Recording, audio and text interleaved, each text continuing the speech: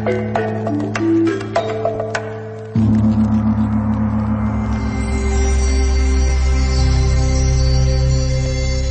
নাগপুরের পাহাড় ঘেরা এই ছোট্ট জায়গাটায় সেদিন যেন ধূসর সন্ধ্যা কেমন একরকম গা ছমছম করার রহস্যময় রোমাঞ্চ নিয়ে নেমে এসেছিল।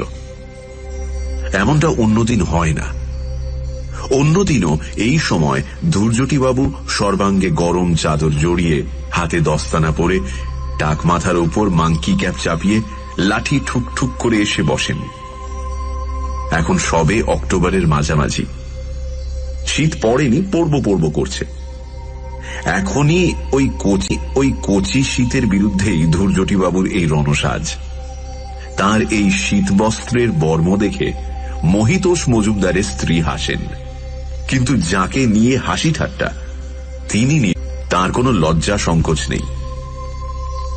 মহিতোষবাবু এক পুলিশ অফিসার ছিলেন, অসময়ে চাকরি ছেড়ে দিয়ে এখানে এসে স্থায়ীভাবে বসবাস করছেন।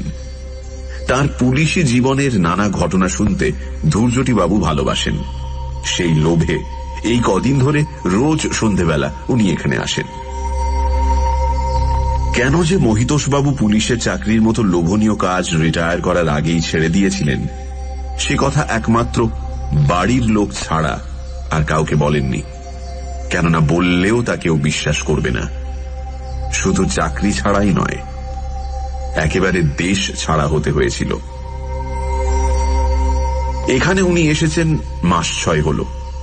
শান্ত নিরিবিলি জায়গা, ভদ্রলোকের বাস তেমন নেই, কেননা শহর বলতে যা বোঝায় তা এখান থেকে ক্রোশখানেক দূরে। মহিতোষবাবুর বাংলোর অল্প দূরে একটা পুরনো দোতলা বাড়ি। ওই একটি দোতলা বাড়ি, ওপরের জানলাগুলো সবসময় বন্ধ। একতলায় লোক থাকে, তারা বাঙালি নয়, মিশুকেও নয়। তবে কয়েকদিন হল ধূর্যটিবাবু নামে বৃদ্ধ ভদ্রলোকটি ওই বাড়িতে এসেছেন। তিনি নিজেই এসে মহিতোষবাবুর সঙ্গে আলাপ করেছেন। উনি অবশ্য সকালের দিকে আসেন না, বিকেলেও শীতের ভয়ে বড় একটা দূরে কোথাও যান না। ঠান্ডার ধাত, একটুকুতেই নাকি বুকে কফ জমে, গলা বসে যায়। তিনি অল্প কথা বলেন, তবু বিদেশে এই বাঙালি অতিথিকে পেয়ে মহিতোষবাবু ও তাঁর স্ত্রী খুব খুশি। স্বামী স্ত্রী ছাড়া এ বাড়িতে আরেকজন আছে, তার নাম লক্ষণ। লম্বা চওড়া, যাকে বলে দশাশই চেহারা তাই, আর পাথরের মতো বোবা। কাজ করে অসুরের মতো। ভোরবেলা আসে, কাজ করে রাতের খাবার নিয়ে চলে যায় নদীর ওপারে। ধূর্যটিবাবু ওকে প্রথম দেখেই আটকে উঠেছিলেন। ফিসফিস করে বলেছিলেন, মশাই, ওই লোকটার কাছ থেকে সাবধানে থাকবে। আমি বলছি, ওই লোকটা মানুষ খুন করতে পারে, সাবধানে থাকবে। এ কথা শুনে মহিতোষবাবুর স্ত্রী শিউরে উঠেছিলেন, কিন্তু এক সময়ের দোর্দণ্ড প্রতাপ মহিতোষবাবু ভয় পাননি। ভয় পেয়েই বা কি করবেন? সন্দেহ করে না হয় ছাড়িয়ে দিলেন। তারপর লোক পাবেন কোথায়? রোজ সন্ধেবেলা ধূর্যটিবাবু এসে মহিতোষবাবুর কাছে তাঁর পুলিশি জীবনের যত খুন খারাপির গল্প ছেলে মানুষের মতো শোনেন। লণ্ঠনের আলো থেকে চোখ আড়াল করার জন্য উনি একটা কিছু বই কিংবা কাগজ চিমনির গায়ে ঠেকিয়ে রাখেন। একটা ঘটনা বলা শেষ হয়ে গেলে উনি নাকে কেমন একটা ঘোঁত ঘোঁত শব্দ করেন, অর্থাৎ ঘটনাটা তার পছন্দ হল না, অন্য ঘটনা শুনতে চান, যেন তিনি কোনো বিশেষ ঘটনা খুঁজে বেড়াচ্ছেন। সময়ে সময়ে মহিতোষবাবুর মনে হতো ধূর্যটিবাবু হয়তোবা কোনো ছদ্মবেশী লেখক, প্লট খুঁজে বেড়াচ্ছেন। শেষে আজ মহিতোষবাবু তাঁর জীবনের সেই একান্ত গোপনীয় রোমাঞ্চকর কাহিনীটা বলতে শুরু করলেন, যে কাহিনীর নায়ক দুটি স্কুলের ছাত্র, মহিতোষ আর ভৈরব। কাহিনী শুরু করার সঙ্গে সঙ্গেই কেমন যেন কতকগুলো অশুভ লক্ষণ দেখা দিল। দেয়ালে একটা ছবি টাঙানো ছিল, সেটা হঠাৎ ঝনঝন করে পড়ে ভেঙে গেল। এই সন্ধেবেলায় বাড়ির ছাদে কি একটা পাখি বিশ্রী শব্দে ডেকে উঠল। সে ডাক শুনে মহিতোষবাবুর মতো লোকও চমকে উঠলেন। তারপরই মনে হলো যেন প্রচন্ড ঝড় উঠছে।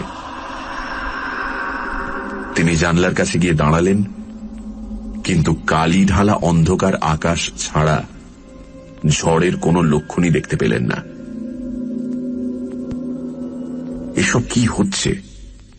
মনে মনে মহিতোষবাবু যেন নিজেকেই প্রশ্ন করলেন, কিন্তু প্রকাশ্যে কিছু বললেন না। নিজেকে একটু গুছিয়ে নিয়ে তিনি গল্প বলতে শুরু করলেন। ভৈরব ছিল তার। ডাউনলোড করতে চলে আসুন bengalimp3songs.in। Thank you.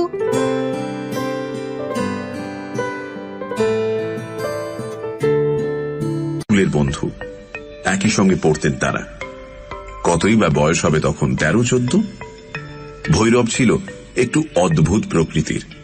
তার স্বভাবের সঙ্গে মহিতোষের স্বভাবের কোনো মিল ছিল না। তবু ভৈরব কেন যে মহিতোষকে খুব ভালোবাসত তার কারণ অজানা। পড়াশোনায় ভৈরবের মন ছিল না। ওই বয়সেই সে টুকটাক ঝাড়ফুঁক শেখার জন্য গ্রামে গ্রামে ঘুরত, ওঝাদের থাকত। সে ওঝারা সাপের ওঝা নয়, ভূত ছাড়াবার ওঝা। ওর চেহারাটাও ছিল তেমনি, কালো সন্ডাগন্ডা, ছোট করে কাটা চুল। সে চুলে কখনো তেল পড়ত না, আর চোখ দুটো ছিল পাথরের চোখের মতো নিষ্প্রাণ। ওই চোখের দিকে তাকিয়ে মাস্টার মশাইরা পর্যন্ত ওর সঙ্গে কথা বলতে পারতেন না। এমন ছেলেকে কেউ ভালোবাসতে পারে না, মহিতোষও পারতেন না। কিন্তু ছুটির পর ভৈরব একরকম জোর করে মহিতোষকে টেনে নিয়ে যেত নির্জন জায়গায়, বিশেষ করে শ্মশান কিংবা কবরখানায়। সেখানে বসে ও যেসব কথা মহিতোষকে শোনাত, তাতে বেচারি মহিতোষের রক্ত জল হয়ে যেত। যেমন ও বলতো, ওনাকে ভূত নামানো প্রায় শিখে ফেলেছে। অমুক গ্রামের অমুক ওঝা ওর গুরু। একদিন বলল, খুব ইচ্ছে করে তিব্বতে যেতে, ওখানকার লামারা নাকি প্রেতসিদ্ধ। চনা, তুই আর আমি একবার তিব্বত ঘুরে আসি। শোনো কথা, তিব্বত যেন এ পাড়া ও পাড়া, শুধু গিয়েই কদিন থেকে ফিরে আসা। চল না, লেখাপড়া শিখে ভালো ছেলে হয়ে বাড়ি বসে থেকে কি হবে? তার চেয়ে যদি প্রেত সিদ্ধ হতে পারিস, তাহলে দুনিয়ার সব কিছু চলে আসবে এই হাতের মুঠোর মধ্যে। এসব কথায় মহিতোষ সাড়া দিতে পারতেন না। ভৈরবের হাত থেকে নিস্তার পাওয়ার জন্য শেষ পর্যন্ত এড়িয়ে যেতে লাগলেন। ছুটি হতে না হতেই তিনি ছুটে বাড়ি পালাতেন। একদিন ভৈরব মহিতোষকে একা পেয়ে ওর হাতটা শক্ত করে চেপে ধরল। ওর ডান হাতে একটা বাড়তি ছোট আঙুল ছিল, সেটা আবার ছুরির ফলার মতো বাঁকা। দেখলে গা শিউরে উঠত। সেই বেঁটে আঙুলটার তীক্ষ্ণ নখ দিয়ে মহিতোষের হাতের দাগ কেটে দিয়ে বলল, কিরে, আমায় এড়িয়ে যাচ্ছিস? কিন্তু মনে রাখিস, আমায় দূরে ঠেলে দিলেও আমার হাত থেকে নিষ্কৃতি পাবি না। আমি তোকে কাছে টানবই। ছেড়ে দে ভাই, আমায় ছেড়ে দে। সেখানে যদি মরেও যাই, তবু তোকে দেখা দেবই। আমার গুরু বলেন, প্রেত আত্মা খুব ইচ্ছে করলে দেহ ধারণ করে কিছুক্ষণের জন্য দেখা দিতে পারে, তবে তার জন্য আত্মাকে প্রচন্ড কষ্ট পেতে হয়, মুক্তিও আটকে যায়। তা যায় যাক, তবু তোর সঙ্গে দেখা করতে আসবো। এই পর্যন্ত বলে ভৈরব একটু থেমেছিল, তারপর বলেছিল, তবে একটা কথা, দেখা করতে এলে তুই যদি আমায় অপমান করিস, আমায় তাড়িয়ে দিস, তাহলে বন্ধু বলেও খাতির করব না, তোকে মেরে আমার সঙ্গী করে নেব। মহিতোষ তখন ভয়ে থরথর করে কাঁপছেন। কিরে, বল, কথা দে, দেখা দিলে কাছে রাখবি, কথা দে। নিষ্কৃতি পাবার জন্য মহিতোষ তাড়াতাড়ি বলেছিলেন, এখনই মরাটার কথা কেন ভাই, এখনো ঢের সময় আছে। ভৈরব দাঁতের ফাঁকে হেসে বলেছিল, তা আছে, কিন্তু ওই আর কি, যদির কথা বললাম। দেখা করতে এলে ফিরিয়ে দিবি না? না, প্রতিজ্ঞা? হ্যাঁ, প্রতিজ্ঞা। আমায় তখন দেখলে চিনতে পারবি তো? বলে ডান হাতটা মুখের কাছে তুলে ধরেছিল।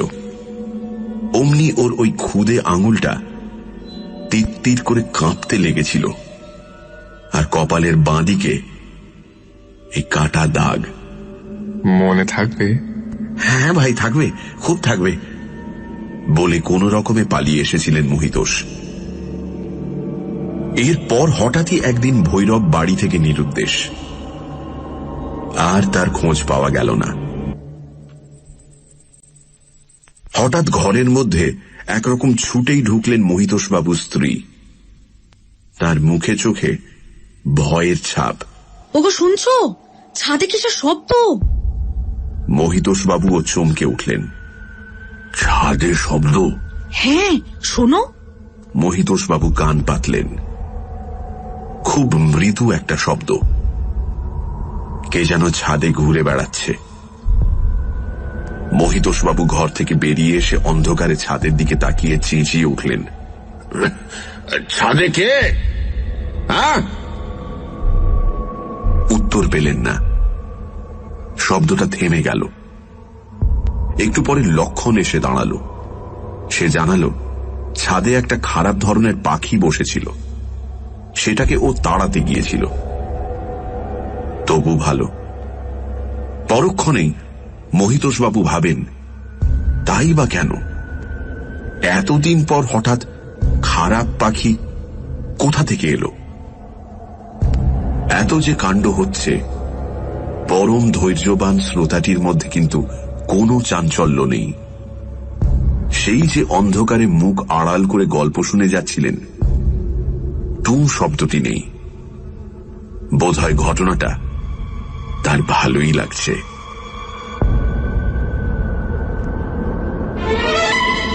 সানডে সাসপেন্স, শুধুমাত্র মির্চি 98.3-তে।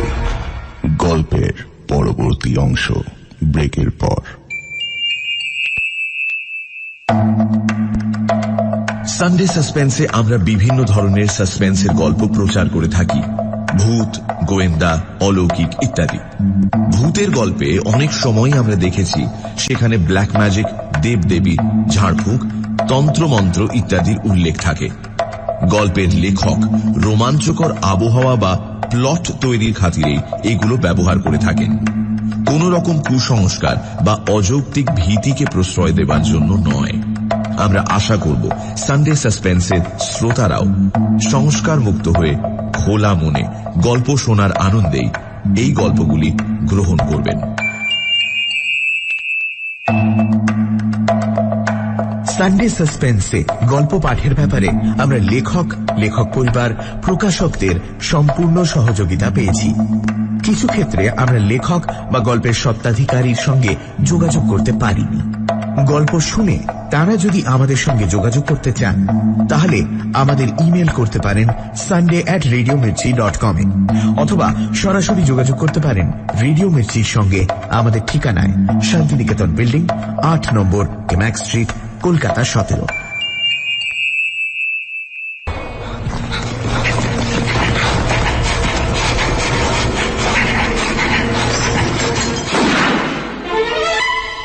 সানডে সাসপেন্স, শুধুমাত্র মির্চি 98.3-তে। সানডে সাসপেন্সে আজ শুনছেন মানবেন্দ্র পালের গল্প ভৈরব। প্রাক্তন পুলিশ অফিসার মহিতোষবাবুর কাছে তাঁর জীবনের নানান গল্প শুনতে আসেন বৃদ্ধ ধূর্যটিবাবু। একদিন মহিতোষবাবু তাকে শোনাতে শুরু করলেন তাঁর জীবনের সবচেয়ে রোমাঞ্চকর কাহিনী। মহিতোষবাবুর ক্লাস ফ্রেন্ড ছিল ভৈরব। এই ভৈরব ছিল বেশ অদ্ভুত প্রকৃতির। একদিন সে মহিতোষকে বলে যে মহিতোষ যদি পরবর্তীকালে তাকে বন্ধু বলে খাতির না করে, তাহলে সে তার বন্ধুকে খুন করতেও পিছপা হবে না। এরপর হঠাৎ একদিন ভৈরব নিরুদ্দেশ হয়ে যায়। এই অবধি গল্প বলার পরই মহিতোষবাবুর বাড়িতে ঘটতে থাকে নানান অস্বাভাবিক ঘটনা। তারপর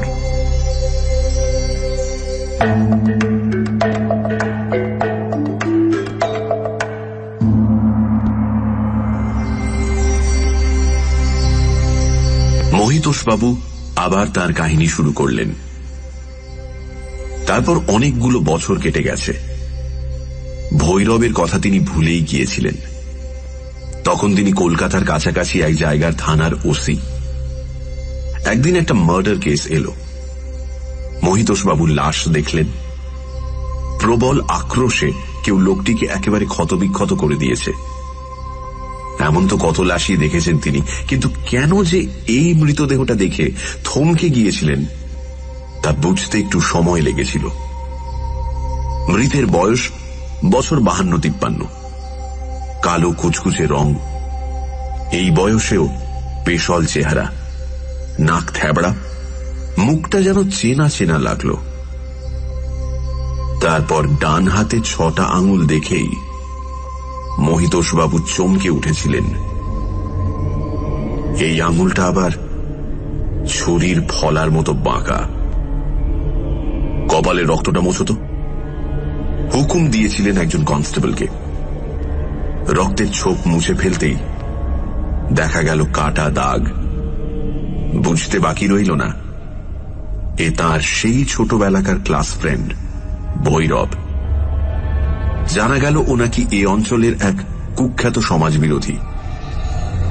নিজেদের মধ্যে রেষারেষির জন্যই প্রাণ হারিয়েছে। ভৈরব যে তাঁর চেনা, মহিতোষবাবু তা প্রকাশ করলেন না। লাশ পোস্টমর্টমের জন্য পাঠিয়ে বাসায় ফিরে এলেন। গোপনে দীর্ঘশ্বাস ফেলে ভাবলেন, একদিন যে প্রেত সিদ্ধ হবার জন্য প্রাণপণ চেষ্টা করেছিল, শেষ পর্যন্ত সে হয়ে গেল কিনা একটা ডাকসাইটে সমাজবিরোধী। যাই হোক, এই খুনের তদন্তের ভার পড়েছিল মহিতোষবাবুর উপরেই। কোথায় কোথায় ভৈরব থাকত, তার দলে আর কে কে আছে, কেই বা ওকে খুন করল, এই সব তদন্ত শুরু করতে হলো। কিন্তু বিশেষ কোনো ক্লু পাওয়া গেল না। এসব সময়ের খুনের কেস নিয়ে মাথা ঘামাবার ইচ্ছেও তার বিশেষ ছিল না। কেসটা ক্রমে ধামাচাপা পড়ে যাচ্ছিল। ঠিক সেই সময় তার জীবনে একটা মারাত্মক ঘটনা ঘটতে শুরু করল।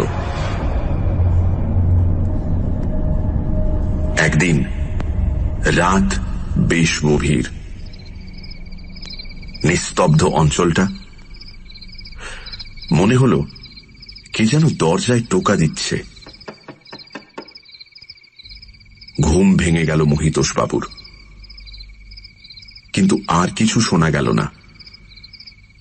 বলেন, বোধহয় স্বপ্ন দেখছেন। পাশ ফিরে চোখ বুঝলেন। একটু পরেই আবার সেই শব্দ। এবার বিছানায় উঠে বসেই হাঁকলেন, কে? উত্তর নেই। 5 মিনিট পরে আবার সেই শব্দ, এবার জোরে। মহিতোষবাবু উঠতে যাচ্ছিলেন, ওর স্ত্রী বাধা দিলেন। মহিতোষবাবু হচ্ছেন পুলিশ অফিসার। এত অল্পে ভয় পেলে কি তাঁর চলে? দাঁড়াও দেখি বলে উঠে আলমারি খুলে রিভলভারটা নিয়ে দরজা খুলতে গেলেন। আর ঠিক তখনই দরজার বাইরে থেকে একটা অল্প বয়সী ছেলের গলা শোনা গেল। মহি, আমি এসেছি রে, খুব দরকার। দরজাটা একবার খোল, একবারটি খোল। গলার স্বর শুনে মহিতোষবাবু অবাক। যেন অনেক দিন আগের খুব চেনা গলার স্বরটা। তাড়াতাড়ি দরজা খুললেন, কিন্তু কেউ কোথাও নেই। মহিতোষবাবুর বাড়ির সামনে সরু এক ফালি প্যাসেজ আছে। প্যাসেজটা গিয়ে পড়েছে বড় রাস্তায়। এই প্যাসেজ দিয়েই যাওয়া আসা করতে হয়। দরজার সামনে কেউ নেই দেখে মহিতোষবাবু প্যাসেজের ওপর টর্চ ফেললেন। দেখলেন সেখানে একটা লোক দাঁড়িয়ে, খালি গা, পরনে একটা লুঙ্গি, মাথায় ফেটটি বাঁধা, মুখটা রক্তে জবজবে। এ আবার কে? এত রাত্রিরে এখানে কেন? পুলিশের লোক বলে লোকটা কি নালিশ জানাতে এসেছে? তাকে কিছু বলতে যাবেন, স্পষ্ট দেখলেন লোকটা হাতের ইশারায় তাকে ডাকছে। মহিতোষবাবুর রিভলভারটা শক্ত করে ধরে এগিয়ে গেলেন একেবারে ওর 3 ফুটের মধ্যে। সঙ্গে সঙ্গে এক চাঙড় বরফ যেন তার মেরুদণ্ড দিয়ে নেমে গেল। হাত পা অসাড় হয়ে এলো। এ কে? এ তো ভৈরব, সেই যে খুন হয়েছিল, যার খুনের কিনারা এখনো হয়নি। আশ্চর্য, সে কি করে? পরক্ষণেই দেখলেন ও এগিয়ে যাচ্ছে রাস্তার দিকে, হাতের ইশারায় কেবলই ডাকছে।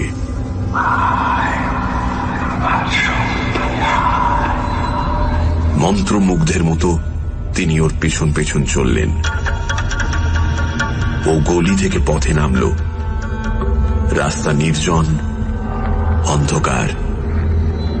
আগে আগে চলেছে ভৈরবের ছায়ামূর্তি, আর পেছন পেছন মহিতোষবাবু। মাঝে মাঝেই সে পিছন ফিরে দাঁড়াচ্ছে আর ইশারায় ডাকছে।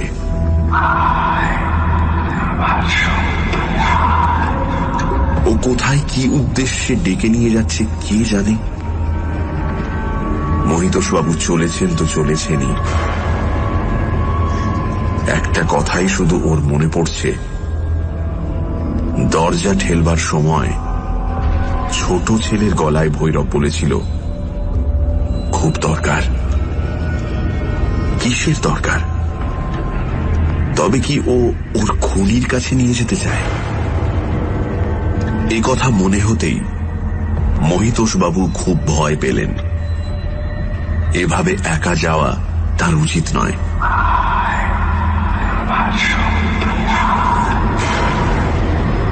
তখনই তিনি ফিরে যেতে চাইলেন, কিন্তু ঠিক কোথায় সে পড়েছেন বুঝতে পারলেন না। তার মাথাটা ঝিমঝিম করে উঠল, পা দুটো যেন অসাড় হয়ে এলো। তিনি আর হাঁটতে পারলেন না, ফুটপাথের ওপরেই পড়ে গেলেন।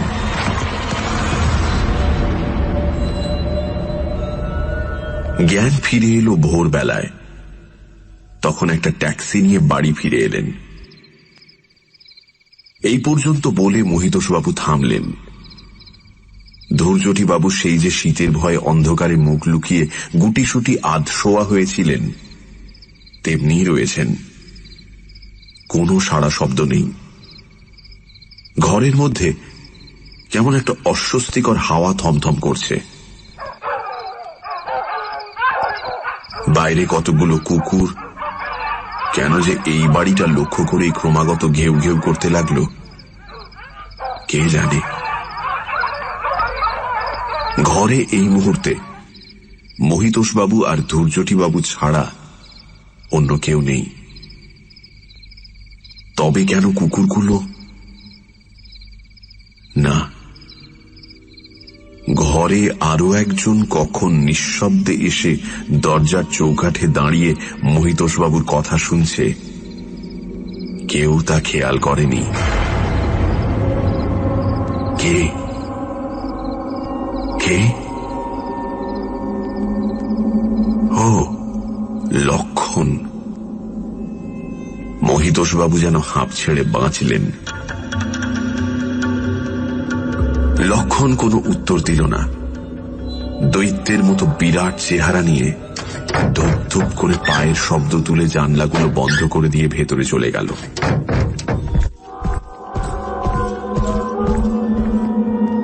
তারপর,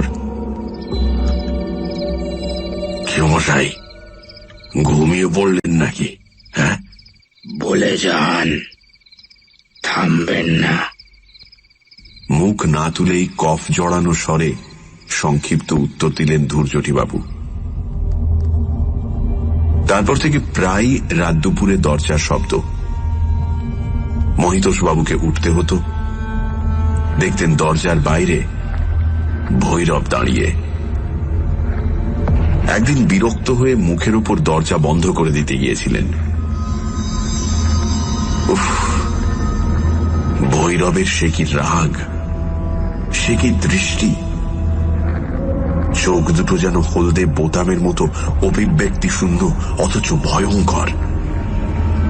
মনে হচ্ছিল তক্ষুনি বুঝি মহিতোষবাবুর উপর ঝাঁপিয়ে পড়ে ওর 6টা আঙুল দিয়ে টুটি চেপে ধরবে। বাধ্য হয়ে মহিতোষবাবুকে বাড়ি বদলাতে হল, কিন্তু সেখানেও ভৈরব হাজির। এমনি করে যেখানেই যান ভৈরবের হাত থেকে নিষ্কৃতি পান না। একদিন তো সবে সন্ধেবেলা, লোডশেডিং। বাড়ি ফিরছিলেন মহিতোষবাবু, দেখলেন গলির মুখে ভৈরব কোমরে হাত দিয়ে দাঁড়িয়ে। এখন আর নাম ধরে ডাকে না, শুধু ওর সেই ভয়ঙ্কর হলুদ বোতামের মতো চোখ দিয়ে যেন গিলিতে আসে।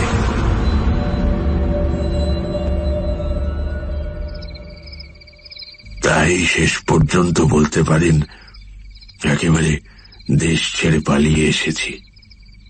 কি বলবো মশাই, ভৈরবের ভয়ে রাতে ঘুমোতে পারতাম না। এখানে এসে মনে হচ্ছে নিস্তার পেয়েছি। গল্প আমার এখানেই শেষ বলে মহিতোষবাবু একটা সিগারেট ধরালেন। আরামে একটা সুখ টান দিয়ে বললেন,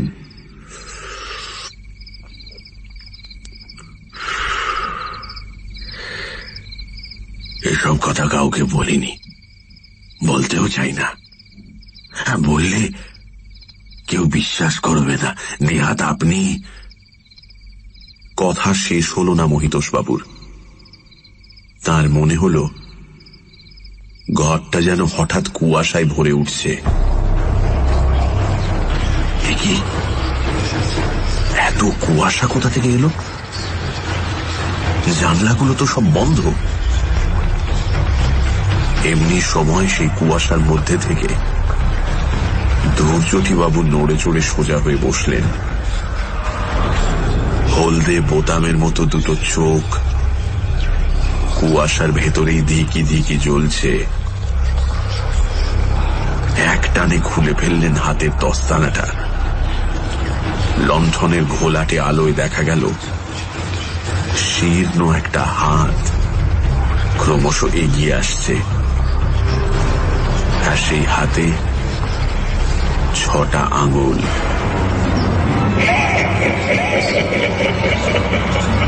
চিনতে পারছিস মহি?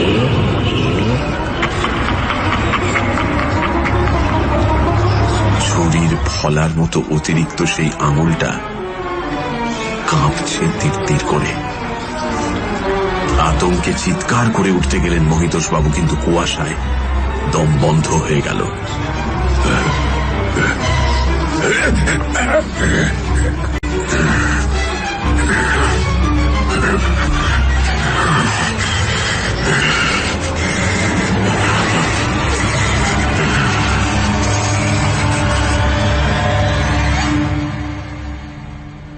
দুদিন পর সুস্থ হয়ে উঠলেন মহিতোষবাবু। কি যে ঘটেছিল কিছুই বুঝে উঠতে পারলেন না। জানলেন সেই রাতে লক্ষণী ডাক্তার ডেকে এনে তাকে বাঁচায়, কিন্তু ধ্রুবজ্যোতিবাবুর পাত্তা আর পাওয়া যায়নি।